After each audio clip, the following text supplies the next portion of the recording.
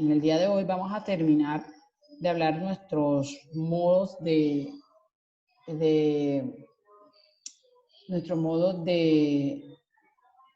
extinguir las obligaciones. Estábamos viendo la clase anterior, vimos nosotros, vimos el tema del pago, hablábamos de cómo se tenía que hacer el pago, hablábamos de a quién se le tenía que hacer el pago, hablábamos de quién puede hacer el pago, a quién recibe el pago, y vimos algunas cosas que de manera general vamos a señalarlas simplemente a modo de recuerdo, ya que eso ya lo vimos. Hablábamos de que el pago era satisfacer la prestación de la cual nosotros tenemos. Entonces, hablábamos del elemento pago y hablábamos que el pago no era dinero, no es sinónimo de dinero, sino la satisfacción es satisfacer la prestación de nuestra obligación. Eso es el pago, y hablábamos de que cuando nosotros estamos satisfaciendo la prestación, estamos realizando la prestación a la cual lo hemos obligado, ya sea de dar, hacer o no hacer. Y hablábamos de que el pago se hace, o la persona que hace el pago, ¿quién hace el pago? Hablábamos de ese primer punto, que quién paga, y hablábamos y señalábamos que paga el deudor, y también puede pagar un tercero, y que este tercero lo puede pagar en tres situaciones. Puede pagar como representante del deudor, puede pagar en contra de la voluntad del deudor, o puede pagar sin consentimiento del deudor. Hablábamos que cuando es un representante del deudor es como si el mismo deudor pagara, pero cuando se paga sin consentimiento del deudor, es decir, que el deudor no ha manifestado su voluntad de que se acepta o no, en que acepta que otra persona pague por él o lo autoriza, hablábamos de que este tercero solo está obligado a, no se va a poder subrogar, sino que él solamente está obligado a que se le restituya lo que dio en pago. Y cuando el tercero lo hace en contra de la voluntad del deudor, aunque el pago se entiende satisfecho, no tiene ninguna obligación, o no puede exigirle al deudor principal que le devuelva lo pagado, ya que lo hizo en contra de su voluntad. Entonces, eso fue lo que vimos la semana pasada. También hablábamos a quién recibe el pago, a quién se le paga. Entonces, hablábamos que se le paga en principio al acreedor, se le paga a la persona o al tercero que la ley y el juez dispongan, y se le puede pagar a un diputado. Un diputado es una persona que está autorizada para recibir el pago por parte del deudor. Esas serán las tres personas que pueden recibir el pago. Hablábamos también nosotros vamos a hablar, ¿dónde se paga? Entonces, ¿dónde pagas tú? Hablábamos de que se paga en principio, hay dos situaciones, se paga en principio, se va a pagar en el domicilio del deudor,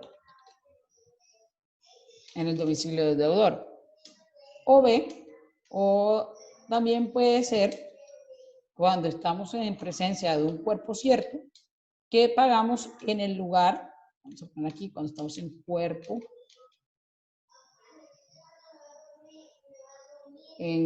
cuerpo cierto, se paga en el lugar o en el domicilio.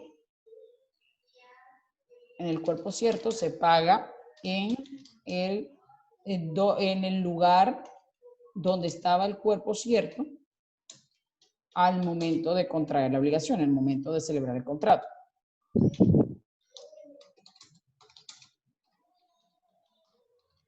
Entonces, nosotros tenemos que eso fue lo que hablamos. Hablamos de cómo se paga y el cómo se paga. Hablábamos que nadie está obligado a un pago parcial, que se paga de manera total la obligación como la habíamos pactado. Se paga total y cómo se había pactado.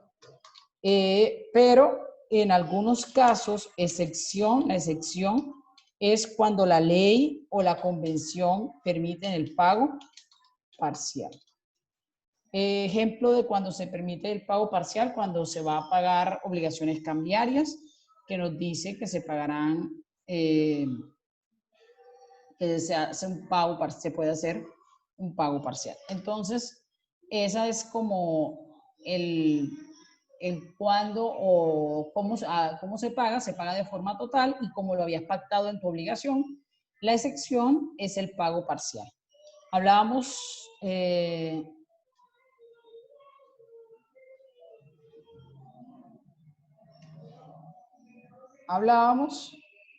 también en la clase que estudiamos, hablamos de a quién se le imputa el pago. Y hablábamos que el pago siempre se va a imputar primero, se imputa primero al capital, perdón, a los intereses, indemnizaciones,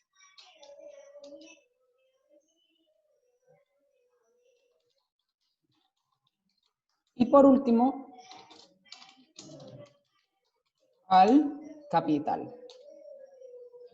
Hablábamos también de que cuando yo tengo constancia o recibo cuando el pago tiene que ser periódico y yo tengo constancia o recibo de que pagué los últimos 3 periodos, se presume que yo he pagado todos los anteriores instalamientos o cuotas que debía de ser el pago. Ejemplo, era una prestación periódica de que yo tenía que entregar un suministro y yo tengo constancia de que entregué los últimos 3 meses o las últimas 3 entregas se realizaron, se presume que también se hizo las 3 anteriores. Entonces, hablábamos de eso. Esto era lo que habíamos estudiado, resumen, ultra resumen, la clase anterior. Nos queda pendiente 2 conceptos de pago. Entonces, vamos a ponerle color a esto y vamos a mirar cuáles son los conceptos que nos hacen falta por entender en la clase del día de hoy, que era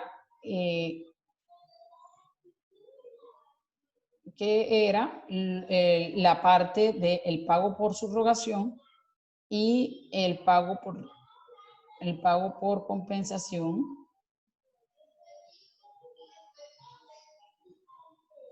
Ustedes me perdonarán que yo les haya puesto ese trabajo la semana pasada, pero fue que Payares me llamó y me dijo que tenía que ponerles trabajo en plataforma, aunque yo ya le había dicho que nosotros lo habíamos realizado.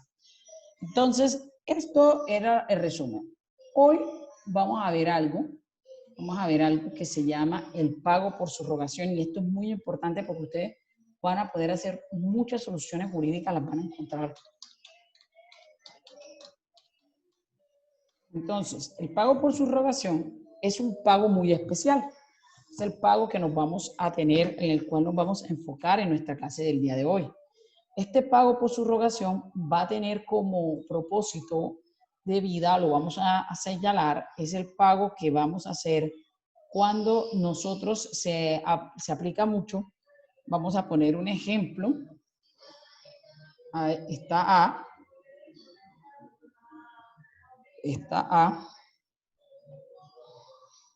que le debe a B,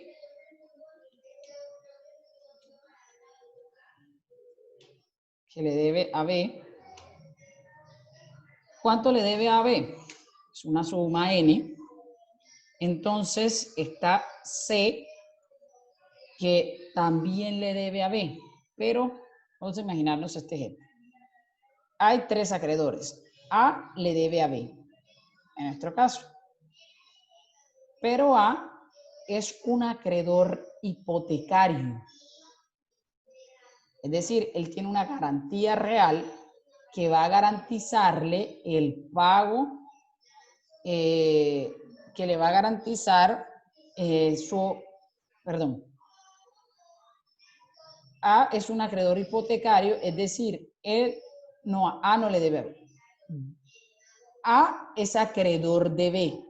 A es acreedor de B. El deudor es B. A es un acreedor hipotecario, es decir, él tiene una garantía de una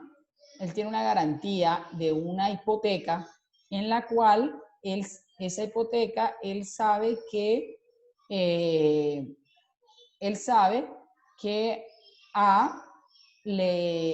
que B, en caso de que no le pague, él va a poder echar mano ¿de qué?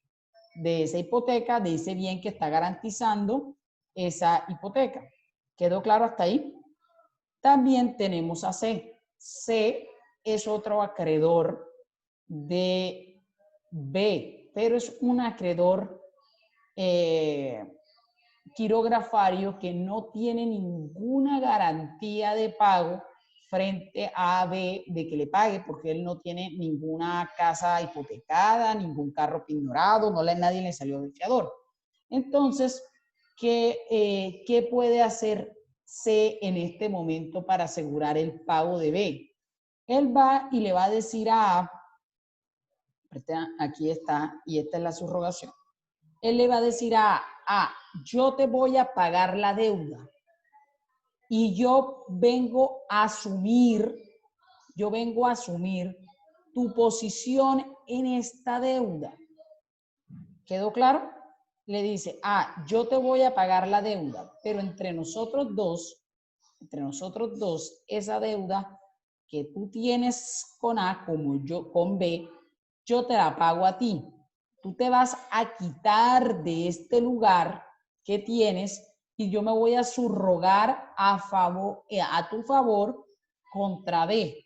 Es decir, que como yo te pagué la deuda, ya yo voy a entrar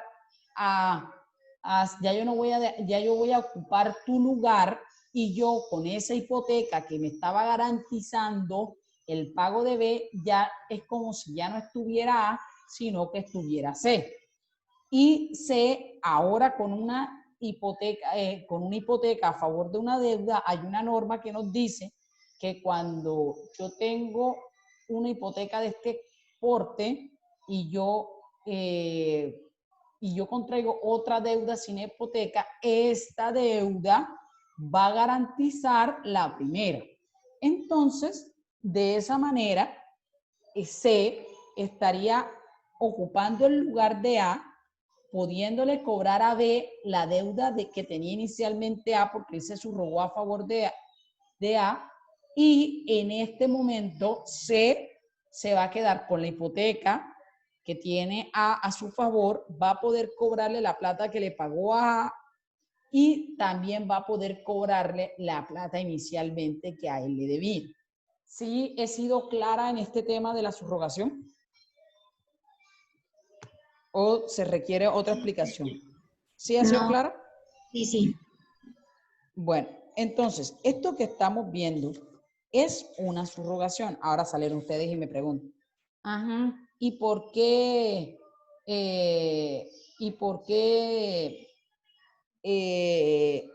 él va a poder quedarse con porque su hipoteca se subroga y se va a quedar y también va a salir garantizando su deuda? Entonces, ¿qué ocurre en este momento? La norma nos está diciendo que yo tengo la posibilidad, en estos casos, en una hipoteca, de que mis bienes garanticen no solamente la cantidad inicial, sino que garanticen todas las otras deudas que se tienen que se tienen entre el acreedor hipotecario y el deudor hipotecario. Entonces sería, garantizaría esta deuda inicial, también me garantiza esta, porque todas son deudas de C ya en este momento y de el mismo deudor hipotecario. ¿Sí he sido claro? ¿Sí he sido claro? Señor, ¿me puede explicar otra vez, por favor? Ay, a mí también. Bueno, miremos. A es el de, vamos a borrar esto aquí. Vamos a guardar primero esto. Esto de aquí, esto que le estoy señalando a ustedes. Ve, se borró todo. Esto que le estoy señalando a ustedes es el siguiente ejemplo. Vamos a volver al ejemplo. ¿Cuál es el ejemplo? Es A es el acreedor, es un acreedor de B. ¿Quedó claro? Es un acreedor de B en una hipoteca. Y de hipoteco vamos a poner que A le debe, B le debe a 50 millones de pesos. En consecuencia de eso, B le hipotecó una casa que él tenía por valor de 80 millones de pesos. ¿Quedó claro? A le debía a B el valor de ¿cuánto? De 50 millones de pesos. Y le hipotecó una casa que valía 100, para hacer el ejemplo más vistoso. C también es acreedor de B. C le prestó a B 20 millones de pesos. Entonces, vamos a hacer nuestras flechitas para que como que entendamos el asunto.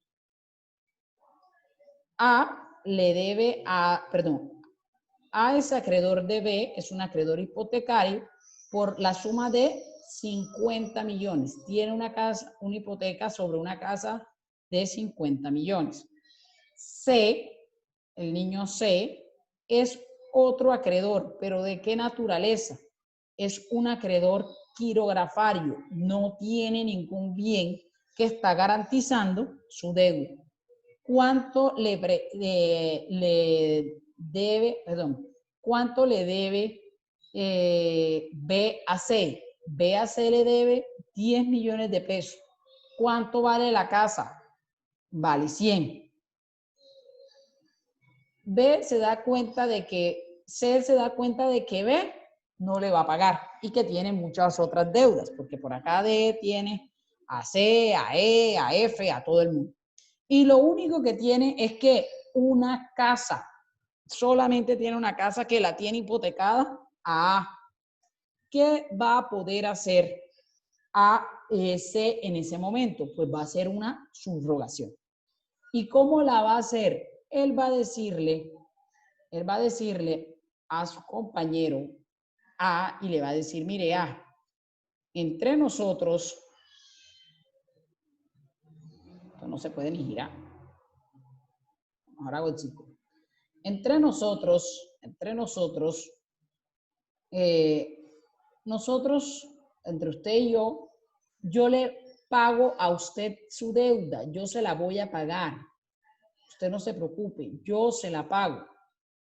Yo le pago a usted su deuda, pero usted, yo me voy a subrogar con usted ante la deuda que tiene C. Entonces, ¿qué hace el niño? El niño C le paga a A los 50 millones que le debía y va a ocupar, ¿que le debía a quién? B. Y va a ocupar el lugar de A en la hipoteca. ¿Quedó claro? ¿Ahora sí ha quedado más claro? Sí, señor. Ok.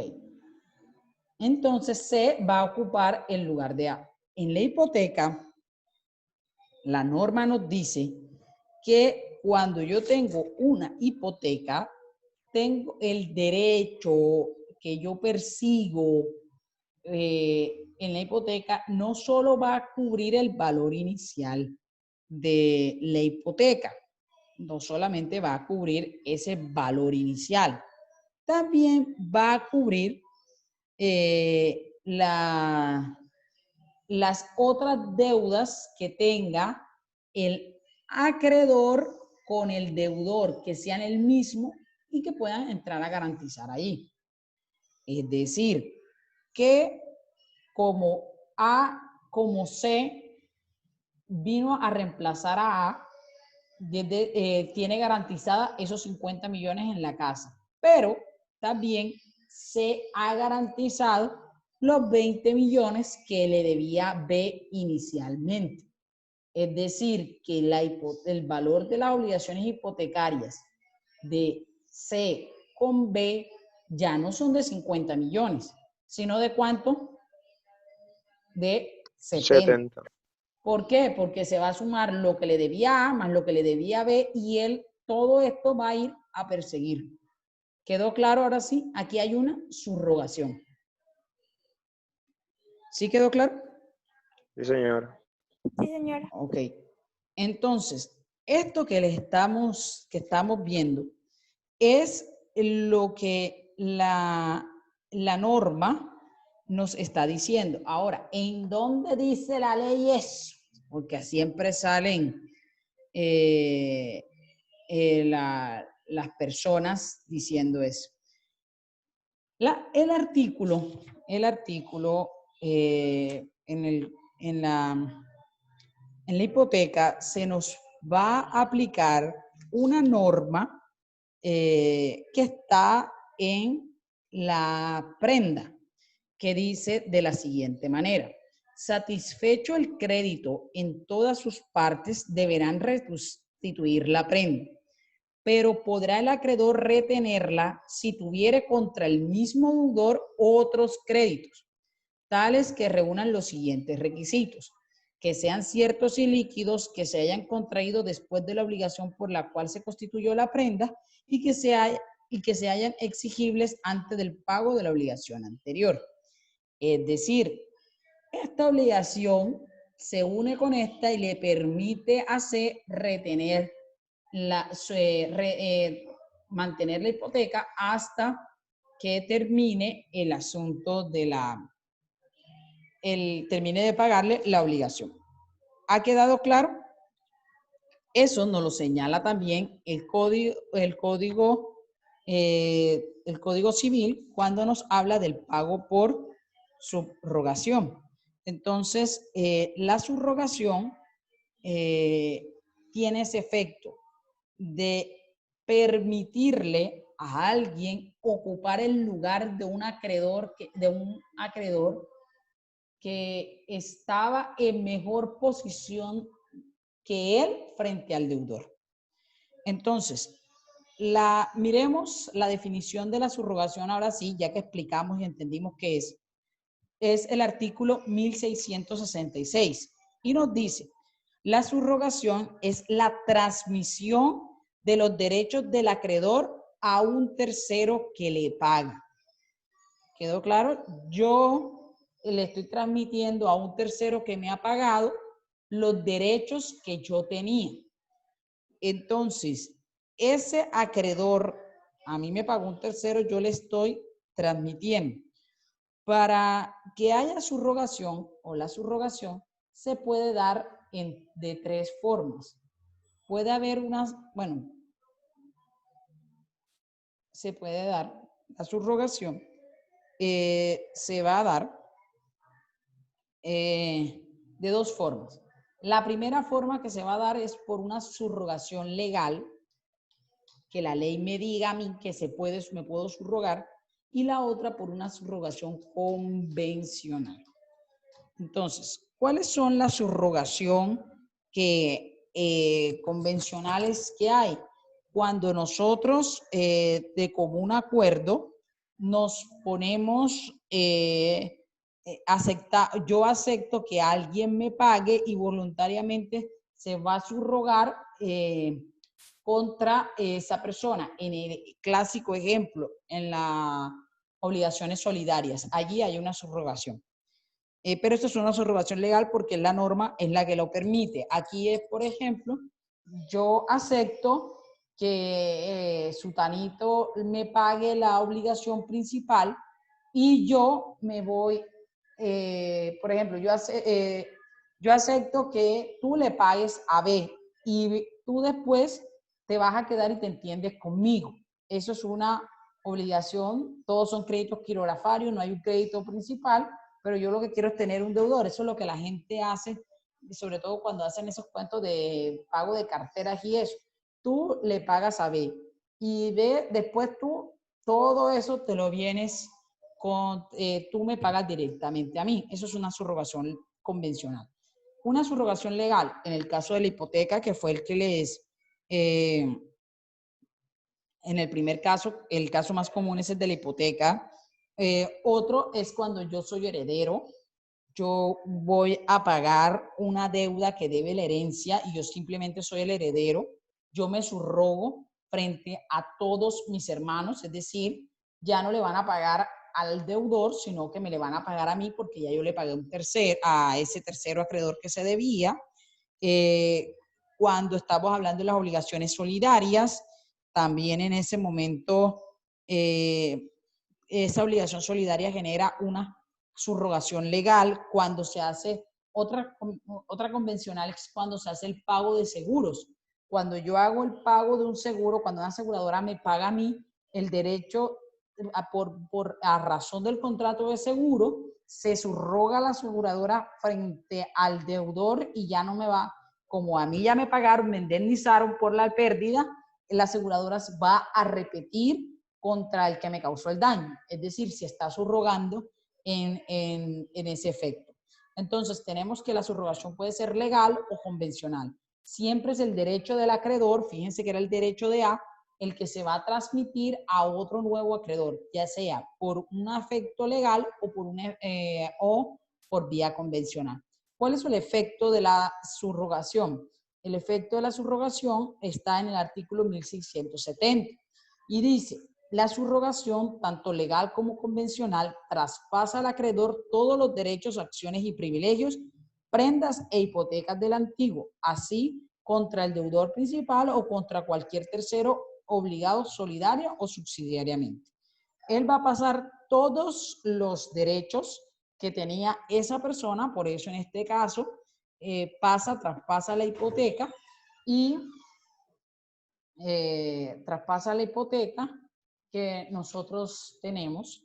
Entonces, aquí eso es lo principal que ustedes van a señalar, es el efecto, se traspasa todo, él ocupa el lugar de ese nuevo acreedor con todos sus privilegios y derechos.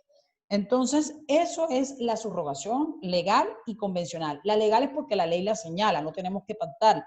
La convencional es cuando entre el subrogado y el subrogante se acuerdan a hacerlo y al acordarlo se da o se produce esa subrogación.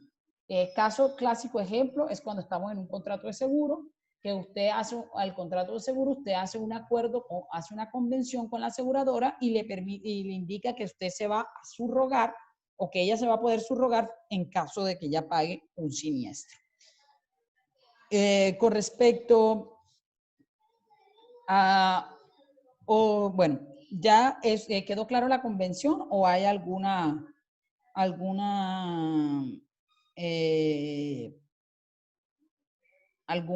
duda o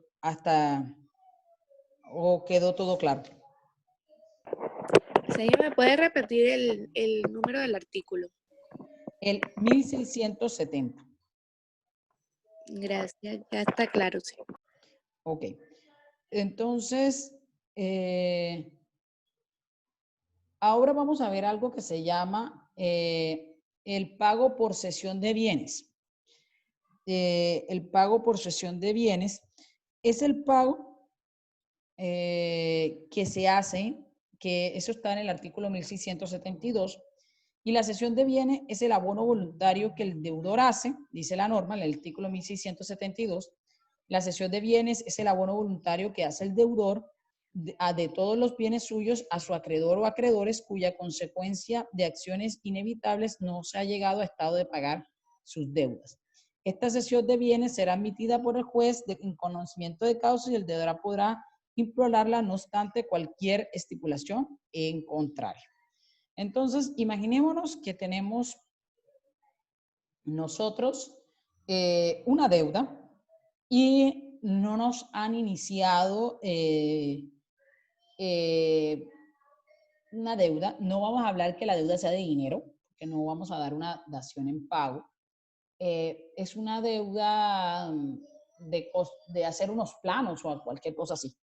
Entonces, en esa deuda, nosotros no estamos en lugar de pagar o de contratar eso porque el COVID no nos deja. Sin embargo, nos pueden iniciar una acción ejecutiva. Entonces, en ese momento se puede iniciar un abono voluntario del deudor a los acreedores de los bienes que él tiene. Entonces, cuando yo te digo abono, no te estoy hablando que los bienes se han pasado a ser de propiedad del deudor, del acreedor, porque si se pasan a ser propiedad del acreedor, estaríamos hablando de una dación en pago. Aquí no estamos dando, aquí estamos abonando, por eso es abono. ¿Qué quiere decir esto? Imaginémonos, bueno, vamos a poner una deuda de dinero que es más fácil. Yo te debo a ti un dinero, yo tengo un carro, tengo un taxi. Y yo te voy a decir a ti, yo te voy a abonar, te voy a hacer la entrega de ese vehículo para que yo te lo voy a ceder, para que tú con ese vehículo puedas usarlo, puedas explotarlo y con esa explotación te pagues la deuda. Eso es una cesión, es un pago por cesión de bienes. ¿Quién va a administrar? ¿Quién va a disponer de ellos o de los frutos hasta pagar el crédito? Pues el acreedor. Al momento que termine el acreedor de pagar esa deuda, ese bien regresa a mi posesión otra vez y ya he pagado eso. ¿Con qué se pagó él? Pues con el disfrute y con el fruto de esos bienes que ha producido se ha pagado. Por tanto, él es el que tiene la administración de esos bienes, de ese bien. ¿Sí me di a entender que es un pago por cesión de bienes? Yo te entrego algo para que tú lo administres y con el fruto de eso te vas a pagar tu deuda. Eso es un pago por cesión de bienes. Ojo, no confundir con anticresis, porque con anticresis es un contrato donde tú tienes una deuda y donde tú te vas a pagar la deuda, pero es que los bienes son míos. El bien es mío. Y ese bien que es mío, yo te lo voy a entregar a ti para que tú lo explotes. Y con esa explotación que tú le vas a hacer al bien, los frutos que produzca ese bien que estás explotando, me vas a ir pagando. ¿Sí? ¿Se han dado cuenta que es distinto? Mientras que el pago por cesión de bienes es el deudor que cede sus bienes para que el acreedor los explote y con el fruto saque el dinero, la utilidad que necesite para pagarse. En la anticresis yo te entrego a ti una finca o un bien y con esa explotación que tú hagas, es decir, tú vas a sacar de tu bolsillo el dinero, es que me vas a pagar. Pero el anticresis es un contrato. El pago por cesión de bienes es un pago, es una forma de pagar. ¿Ha quedado claro hasta aquí? ¿Sí ha quedado claro? Sí, señor. Sí, profe. Okay. Señores, se nos va a acabar, ya les comparto el link.